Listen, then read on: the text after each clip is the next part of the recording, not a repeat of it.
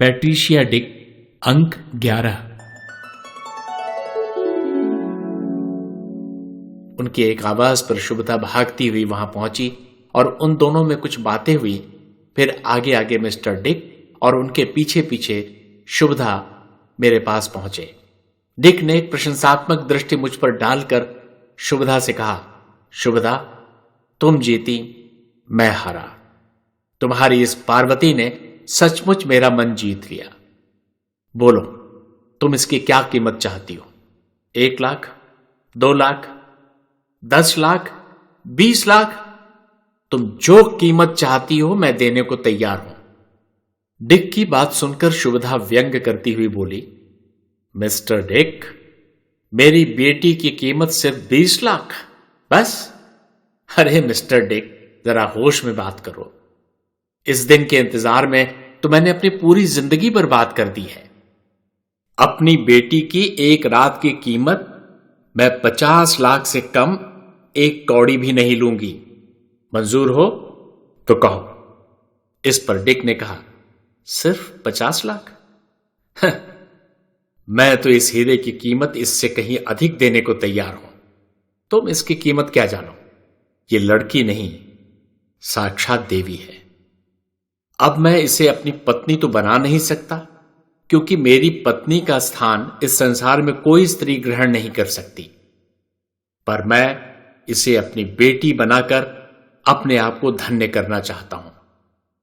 शुभदा, आज तुमने पार्वती से मिलाकर मुझे न जाने किस जन्म का पुण्य प्रदान किया है। मैं आजीवन तुम्हारा ऋणी रहूंगा। मैं अवाक सी खड़ी मिस्टर डिक की बातें सुन रही थी। मेरा रोना धोना तो कब का बंद हो चुका था। मैं मन ही मन खुद को धिक्कार रही थी। छी, ऐसे देव पुरुष के प्रति मैंने अपने मन में कितनी कुत्सित धारणा पाल रखी थी। मन करता था कि अभी इस देवता के चरणों में सर पटक पटक कर अपनी जान दे दूं। इतने में शुभदा ललकारती हुई मिस्टर डिक से बोली, विलियम्स, तुम पुरुष हो या पुरुष के नाम पर कलंक? मैं तुम्हारी कोठी पर एक से एक सुंदर लड़कियां भेजती रही। तुम उन पर धन तो लुटाते रहे, पर तुमने उन्हें छुआ तक नहीं। आज जब मैंने साक्षात मेनका जैसी लड़की तुम्हारे सामने पेश की, तो तुम उसे भी अपनी बेटी बनाने पर उतारू हो। तुम मर्द हो या नपुंसक? शुभदा की उत्तेजना से भरी बातें सुनकर डिक ने तैश में आने की जगह बड़ी शालीनता से उत्तर दिया, शुभदा, नारी और पुरुष में तुम्हें सिर्फ वासना ही वासना क्यों दिखती है? तुम नारी होकर भी नारी की महानता से अनभिज्ञ क्यों हो? अरे, नारी का दूसरा नाम तो शक्ति है, जिस शक्ति के बिना शिव भी शव है। नारी का सानिध्य तो मैं अपने अंदर नूतन उत्साह और ऊर्जा संचित करने के लिए करता था, वासना पूर्ति के लिए नहीं। अपनी वासना को तो मैं अपनी पत्नी के साथ ही दफन कर चुका हूं। मेरी पत्नी ने मेरे जीवन में एक ऐसा मधुमास बसा दिया है कि उसमें किसी अन्य नारी के लिए कोई स्थान ही नहीं है। शुभदा, एक बात मैं स्पष्ट कर देना चाहता हूं कि मैं नपुंसक नहीं, पूर्ण पुरुष हूं। तुम क्या समझती हो कि सिर्फ तुमको ही अपनी कामोत्तेजना को शांत करने के लिए घंटों नल के नीचे खड़ा रहना पड़ता था? मैं खुद भी अपनी उत्तेजना शांत करने के लिए घंटों नल के नीचे खड़ा रहता था। उसका महज एक ही कारण है कि मैंने अपनी मरती हुई पत्नी को वचन दिया था कि आज के बाद मैं कामजयी रहूंगा और किसी भी नारी के साथ शारीरिक संबंध स्थापित नहीं करूंगा। उसी दिन से मैं अपनी कामोत्तेजना को दमित करके उसकी यातना सहकर अपनी पत्नी को श्रद्धांजलि अर्पित करता हूं। रही बात स्त्री पुरुष संबंध की, तो भारतीय संस्कृति में तो स्त्री पुरुष के लिंग भेद को नहीं, चरित्र को महत्व दिया गया है। वासना तो चारित्रिक दुर्बलता और असंयम का परिणाम है, जिसके गर्त में गिरता हुआ मनुष्य अपना सर्वस्व नष्ट कर देता है। वासना पौरुष का लक्षण नहीं है, पौरुष की घोर पराजय का प्रमाण है। मिस्टर डिक की बातें सुनकर वह पाषाण हृदय नारी मोम की तरह पिघल गई। हृदय परिवर्तन की सारी घटनाएं आज तक मैंने सिर्फ किस्से कहानियों में सुन रखी थी। आज शुभदा के रूप में मुझे हृदय परिवर्तन की घटना साक्षात देखने को मिल रही थी। वह रोते रोते मिस्टर डिक के पैरों पर सर रखकर कहने लगी, मुझे माफ कर दो विलियम्स, मैं तुम्हें पहचान न सकी। अपने अपमान की ज्वाला में जलते हुए मैं अकारण नारी से राक्षसी बन बैठी। तुम्हें अपने संकल्प से डिगाने के लिए मैंने बहुत सी भोली भाली लड़कियों का जीवन नर्क बना डाला, लेकिन मुझे आज समझ में आया कि सच्चा प्रेम किसी भी व्यामोह से परे होता है।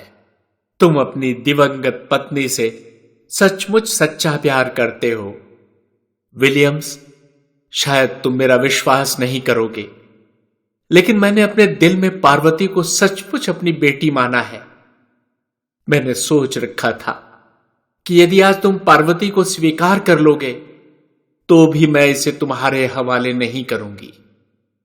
तुम्हें पूरी जिंदगी इसके लिए तड़पाती रहूंगी, लेकिन अब जब तुम इसे अपनी बेटी बनाना चाहते हो तो मैं तुमसे लाखों तो क्या, कानी कौड़ी भी नहीं लूंगी, क्योंकि मैं अपनी बेटी को बेचना नहीं चाहती।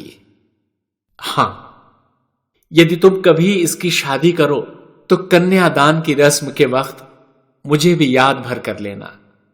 मैं समझूंगी मुझे सब कुछ मिल गया, मेरे सारे पाप धुल गए। इतना कहकर शुभदा फपक फपक कर रो पड़ी। इसके बाद मुझे अंक में भर स्नेह से मेरे सर पर हाथ फेरते हुए कहने लगी, बेटी, तुम सचमुच बड़ी भाग्यवान हो। विलियम्स जैसा पिता सौभाग्य से ही प्राप्त होता है। जाओ, अपने पिता के साथ जाओ और इनकी सेवा करते हुए अपने सुनहरे भविष्य का निर्माण करो। मुझे तो अपने सौभाग्य पर विश्वास ही नहीं हो रहा था। एक पल में मैं नर्क के उस गरूर से निकलकर स्वर्ग की अट्टालिका पर पहुंच गई थी। क्या शानदार हवेली थी मिस्टर डिक की। हर ओर शानो शौकत अटखेलियां कर रही थी। वैभव की जितने भी साधनों की कल्पना की जा सकती थी उस हवेली में चारों ओर बिखरे पड़े थे। उसकी तुलना में डिक का कक्ष एक साधक की कुटिया के समान दृष्टिगोचर होता था। नित्य प्रति की आवश्यक वस्तुओं के अतिरिक्त वहां और कुछ भी नहीं था। सजावट के नाम पर दीवार पर एक अनन्य सुंदरी का तैल चित्र भर टंगा हुआ था। उसकी तरफ इंगित करते हुए उन्होंने मुझसे कहा, बेटी, ये मेरी दिवंगत पत्नी है। अगर आज ये जिंदा होती तो तुम्हारी जैसी भारतीय संस्कृति को समर्पित बेटी पाकर धन्य हो जाती, क्योंकि भारतीय संस्कृति और मर्यादा को तिलांजलि देने का दंड इन्हें अपनी मौत के रूप में चुकाना पड़ा था। उनकी बातें सुनकर मैं हैरान रह गई कि मिस्टर डिक की पत्नी होने के बाद भी उन पर कौन सी आफत टूट पड़ी थी जिसके कारण उन्हें असमय ही मौत को वरण करना पड़ा होगा। मिस्टर डिक ने शायद मेरे मन में उठती भावनाओं को पढ़ लिया था। उन्होंने टेबल पर रखे चंदन की लकड़ी के एक छोटे से बॉक्स को खोला और उसके अंदर से एक पत्र निकालकर मेरे हवाले करते हुए मुझसे कहा, इसे पढ़ लो पार्वती, तुम्हें सब कुछ अपने आप ही समझ में आ जाएगा। मैं अभी आता हूं। इतना कहकर वह मुझे अकेला छोड़ कमरे से बाहर चले गए। मैंने पत्र पढ़ना शुरू किया। उसमें लिखा था, माय डियर विलियम्स, तुम्हारे प्रेम को व्यक्त करने के लिए मेरे पास शब्द नहीं है। हमारी शादी के बाद हमारे हृदय आपस में ऐसे घुल मिल गए हैं कि मैं तुमसे विछोह की कल्पना तक नहीं कर सकती, किंतु परिस्थितियों से बाध्य होकर मुझे तुमसे सदा के लिए बिछोड़ना पड़ रहा है। काश मैंने अपने अधनंगे वस्त्र न पहनने की तुम्हारी नसीहत मान ली होती तो यह दिन न देखना पड़ा होता। मेरे प्यारे, याद करो उस रोज सैर पर जाते वक्त हम लोग कितने खुश थे। तुम्हारी बाहों में बाहें डालकर घूमते हुए मुझे अनुपम सुख प्राप्त हो रहा था। उस समय भी मैंने हमेशा की तरह खुले खुले कपड़े पहन रखे थे, जिस पर तुम नाराज भी हुए थे। विलियम्स, तुम तो जानते ही हो कि मैं एक अंग्रेज मां की बेटी हूं। हमारे समाज में उन्मुक्त वस्त्र पहनने पर कोई वर्जना नहीं है। वहां एक सामान्य बात है। संस्कारों के कारण यह मेरा सहज परिधान था। लेकिन तुमसे बिछुड़ते वक्त आज मैं अपने मन में छुपा चोर तुमसे नहीं छुपाऊंगी। सच पूछो तो जब मैं खुले खुले वस्त्र पहनकर सड़क पर निकलती थी और लोग मेरे अधनंगे जवान बदन को ललचाई निगाहों से घूरते थे तो मेरे मन को सुख मिलता था, पर मैं दुश्चरित्र नहीं थी। विलियम्स, सिर्फ तुम ही नहीं, मेरी भारतीय दादी भी मुझे हमेशा समझाया करती थी कि मैं ढंग की पोशाकें पहना करूं। जब मैं उससे कहती हमारे इंग्लैंड में तो ऐसी पोशाकें पहनना आम बात है, तो वह तुरंत पूछ बैठती, तुम्हारे इंग्लैंड में सर्दियों में भी ऐसी ड्रेस पहनी जाती है क्या? तब मैं उसे निपट मूर्ख मानकर समझाती, दादी, अगर कोई वहां सर्दियों में भी ऐसी ड्रेस पहने तो उसकी आइसक्रीम नहीं जम जाएगी। इस पर दादी मुझे हंसकर समझाती, अरे पगली, तू भी इस तरह की पोशाकें पहनने का अर्थ नहीं समझी। इंग्लैंड एक ठंडा देश है।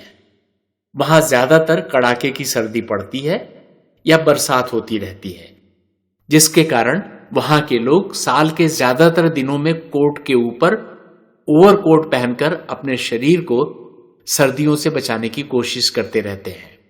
धूप तो वहां कभी कभी ही निकलती है, इसलिए धूप निकलने पर लोग खुली खुली पोशाकें पहनकर निकलते हैं ताकि उनके शरीर को ज्यादा से ज्यादा धूप मिल सके। तू तो पढ़ी लिखी है, तुझे तो मालूम ही होगा सूर्य का प्रकाश हमारे शरीर के लिए कितना जरूरी है। लेकिन बेटी, भारत एक गर्म देश है। जब अंग्रेज भारत आए तो यहां की उष्णता उन्हें असह्य प्रतीत हुई, जिससे बचने के लिए उन्हें अपने वस्त्रों को काफी कम करना पड़ा, जिसके कारण वे अधनंगे दिखने लगे। उनके लिए तो यह जरूरत की चीज थी, लेकिन हम भारतीयों ने गलती से उसे ही अपना फैशन बना लिया, जो सर्वथा अनुचित है। एक बात जान लो बेटी, कहीं की भी संस्कृति और रीति रिवाज वहां की जलवायु के अनुसार बनती बिगड़ती है। इंग्लैंड जैसे देश में शराब पीना नशा नहीं, एक जरूरत है, ताकि खून जमा देने वाली ठंड में शरीर को थोड़ी गर्मी पहुंचाई जा सके। किंतु भारत में वही शराब जहर का काम करती है। उसकी उत्तेजना में लोग भांति भांति के दुष्कर्मों पर उतारू हो जाते हैं। इंग्लैंड में गृह प्रवेश को हाउस वार्मिंग कहा जाता है, जबकि भारत में शीतल जल का कलश स्थापित करके गृह प्रवेश किया जाता है। वहां जब कोई अपने प्रेम का प्रदर्शन करता है तो कहता है, I love you with warmth of my heart, यानी मैं तुम्हें अपने हृदय की ऊष्मा से प्रेम करता हूं। किंतु हमारे भारत में कहा जाता है, तुम्हें देख शीतल भई छाती, अर्थात तुम्हें देखकर मेरे कलेजे में ठंडक पड़ गई, यानी कि वहां गर्मी सुखद वस्तु है और यहां शीतलता। तू तो एक स्त्री है ना। तुझे एक राज की बात और बताती हूं। भीषण ठंड में पुरुष की इंद्रियां शिथिल पड़ जाती हैं, जिन्हें उत्तेजित करना चुनौती होती है। ठंडे देशों में स्त्रियों के उत्तेजक परिधान धारण करने का एक कारण यह भी है कि नारी के उत्तेजक अंगों को देखकर पुरुष में स्त्री के प्रति ऊष्मा पैदा हो। किंतु भारत जैसे गर्म देश में ऐसी चुनौती घातक सिद्ध हो सकती है। यहां की गर्म जलवायु के कारण पुरुष में वैसी ही उत्तेजना का भाव नहीं रहता। ऊपर से यदि किसी स्त्री द्वारा अर्धनग्न वस्त्र पहनकर उसे उकसाया जाए तो वह मानवता त्याग कर पशुता पर उतर आता है। वह हर अर्धनग्न वस्त्र पहनने वाली लड़की को सस्ती और सहज प्राप्त होने वाली समझता है और उसे हासिल करने की कोशिश करता है। किसी कारणवश जब अपने प्रयास में सफल नहीं होता तो बलात् अपनी कामोत्तेजना शांत करने की कोशिश करता है। तो देखती तो है ना कि आज छोटी छोटी बच्चियां भी बलात्कार की शिकार हो रही हैं, और ऐसी ही खबरों से समाचार पत्र भरे पड़े हैं। शायद इसीलिए हमारे बुजुर्गों ने नारी को ढक कर महफूज रखने की कोशिश की है। तुम देखती तो हो कि स्त्रियों को घर से बाहर जाते वक्त सर को पल्लू से ढक कर जाना पड़ता है ताकि उनके रूप लावण्य पर कोई फिदा न हो। मैं तुमसे भी कहती हूं कि तुम सावधान हो जाओ। अब तुम जवान होने लगी हो। ये मर्द मुए बड़े वहशी होते हैं। किसी दिन तुम्हारे खुले खुले कपड़ों को देखकर तुम्हें भी नोच खाएंगे। दादी के इन उपदेशों का मुझ पर कोई असर नहीं होता था। दादी बार बार मुझे सीख देती थी, बेटी, जो नारी अर्धनग्न वस्त्रों में बाहर निकलती है वह पुरुषों की नजर में अपने कामुक होने का इशारा करती है। मर्द तो ऐसी औरतों की फिराक में ही रहते हैं, जहां भी उन्हें शिकार मिलता है उसे दबोच कर कहीं का नहीं छोड़ते। विलियम्स, काश उस दिन मैं तुम्हारी बात मानकर अर्धनग्न वस्त्रों में तुम्हारे साथ बाहर घूमने नहीं गई होती तो मैं बलात्कार से बच जाती और मुझे यह पत्र लिखने की नौबत नहीं आती। आज खुद बलात्कार का शिकार होने के बाद मुझे एहसास होने लगा है कि बलात्कार के दोषी सिर्फ मर्द ही नहीं, औरतें भी हैं। जब तक कोई स्त्री अपने बदन का नंगा प्रदर्शन कर पुरुष को आमंत्रण नहीं देती तब तक बहुधा पुरुष अमर्यादित नहीं होता। आज सरकार बलात्कारियों के लिए फांसी की सजा देने का कानून बनाने की सोच रही है, जो पूर्णतः उचित है। पर मेरे विचार से तो अपनी नग्न देह दिखाने वाली औरतों को भी दंड दिया जाना चाहिए, जो बलात्कार का मूल कारण है। आज मैं खुद भी इसी सिद्धांत का पालन करते हुए अपने जीवन का अंत कर रही हूं। तुम्हारी कैथरीन। कैथरीन का पत्र पढ़कर उसके दुर्भाग्यपूर्ण अवसान पर मेरा मन असीम दुख से भर उठा और मेरी आंखों से आंसुओं का झरना फूट पड़ा। उसी समय मिस्टर डिक कमरे में दाखिल हुए और मुझे रोता देखकर बोल उठे, अरे तुम्हें क्या हुआ पगली? यह तो दुनिया है, यहां तो ऐसा चलता ही रहता है, कभी खुशी तो कभी गम। वे मेरे आंसू पोंछते हुए कह उठे, बेटी, ऐसे कमजोर पड़कर रोने से कैसे काम चलेगा? तुम्हें तो मेरे सारे एम्पायर का बोझ अपने कंधे पर उठाना है। उनकी बात पर मैं कह उठी, मैं कमजोर नहीं मिस्टर डिक, अभागी अवश्य हूं। जन्म लेते ही अपनी मां को खा गई, जीते जी अपने पिता को कभी कोई सुख नहीं दे पाई। अब आपके घर आकर आपके दुर्भाग्य का कारण नहीं बनना चाहती। आपने मुझे कोठे से बचाया, उसके लिए आपको कोटिशा धन्यवाद। अब बेहतर यही होगा कि आप मुझे वापस मेरे अपने घर जाने दीजिए। मेरी बात पर मिस्टर डिक थोड़ा तैश में आकर बोल उठे, कहां जाने तुम? ललुआ, जहां विनीत जैसे भूखे भेड़िए तुम्हारे शील पर घात लगाए बैठे हैं। अचानक उनके मुंह से ललुआ और विनीत का नाम सुनकर मैं चौंक पड़ी। मैंने तो उन्हें अभी तक अपने बारे में कुछ बताया ही नहीं था, फिर उन्हें मेरे बारे में यह सब कैसे पता चला? मैं उनसे कुछ पूछ पाती उससे पहले ही वे शांत स्वर में फिर कह उठे, पार्वती, मैं तुम्हारे बारे में सब कुछ जानता हूं। तुम क्या समझती हो कि मैं यूं ही अपना उसूल तोड़कर शुभदा के कोठे पर जा पहुंचा था? हुआ यूं था कि एक दिन शुभदा मेरे पास आई और तुम्हारी सुंदरता की खूब तारीफ करते हुए कहने लगी, मिस्टर डिक, पार्वती जैसी लड़की तुमने आज तक नहीं देखी होगी। उसका कंठ तो कोयल से भी ज्यादा सुरीला है और खूबसूरती में वो मेनका से भी बढ़कर है। अगर तुम उसका मुजरा सुनना चाहते हो तो तुम्हें मेरे कोठे पर आना पड़ेगा। मैंने उससे जवाब दिया, शुभदा, पार्वती बला की खूबसूरत सही, पर मैं तुम्हारे कोठे पर आने वाला नहीं। तुम उसे ही मेरी कोठी पर भेज दो। अगर उसने मुझे डिगा दिया तो मैं हारा, तुम जीती। इस पर शुभदा बोली, पार्वती अनमोल हीरा है मिस्टर डिक, मैं उस पर किसी की नजर नहीं पड़ने देना चाहती। तब मैंने उसे टालते हुए कहा, ठीक है, मैं सोचूंगा। लेकिन उसी क्षण तुम्हारे बारे में सब कुछ जानने का फैसला करके मैंने चारों तरफ अपने आदमी लगा दिए, जो तुम्हारे बारे में एक एक बात का पता लगाकर मुझे बताते रहे। तुम्हारे बारे में सब कुछ जान लेने के बाद मैं तुमसे इतना प्रभावित हुआ कि मैं तुम में अपने भावी उत्तराधिकारी की छवि देखने लगा और तुम्हारा इम्तिहान लेने अपने उसूल तोड़कर शुभदा के कोठे पर जा पहुंचा। पार्वती, मैंने अपनी पत्नी के अतिरिक्त अन्य किसी भी स्त्री के साथ संसर्ग न करने की कसम ले रखी है, इसलिए अब मैं जीवन में कभी बाप नहीं बन सकता।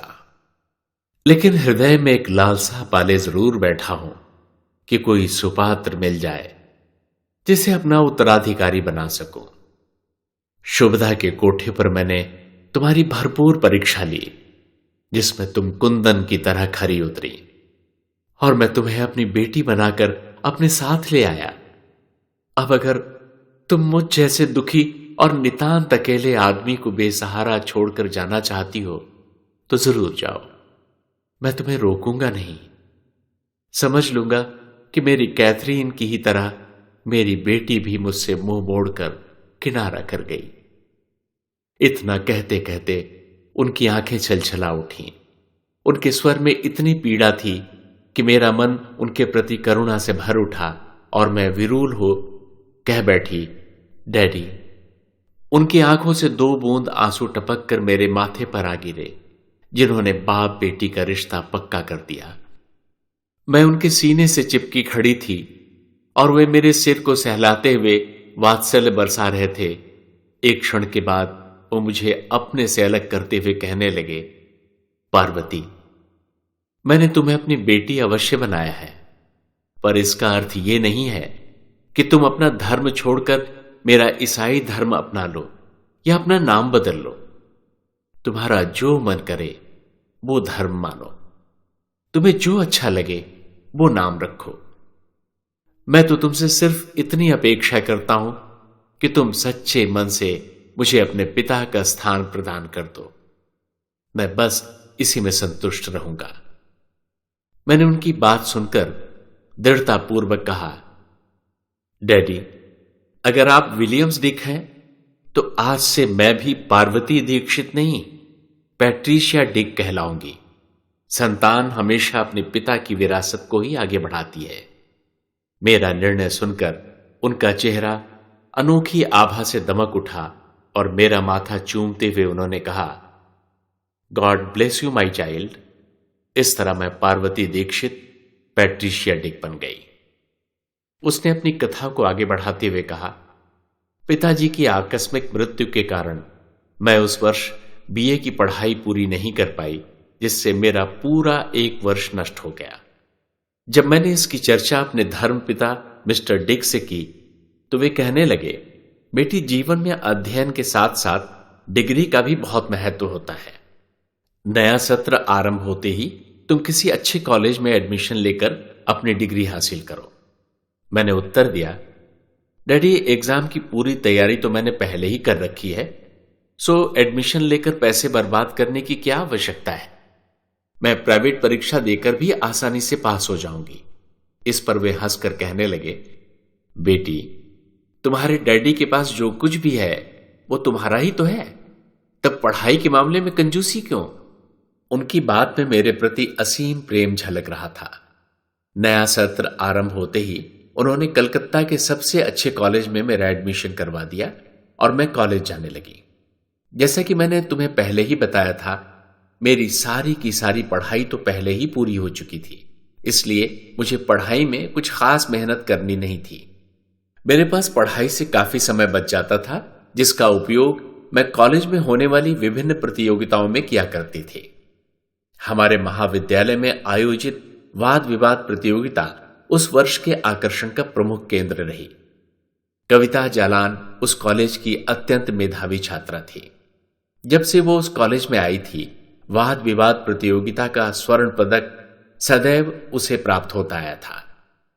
उस वर्ष की वाद विवाद प्रतियोगिता का विषय था परंपरागत भारतीय नारी बनाम आधुनिक नारी, और कविता जालान आधुनिक नारी के पक्ष में बोलने की स्वीकृति प्रदान कर चुकी थी।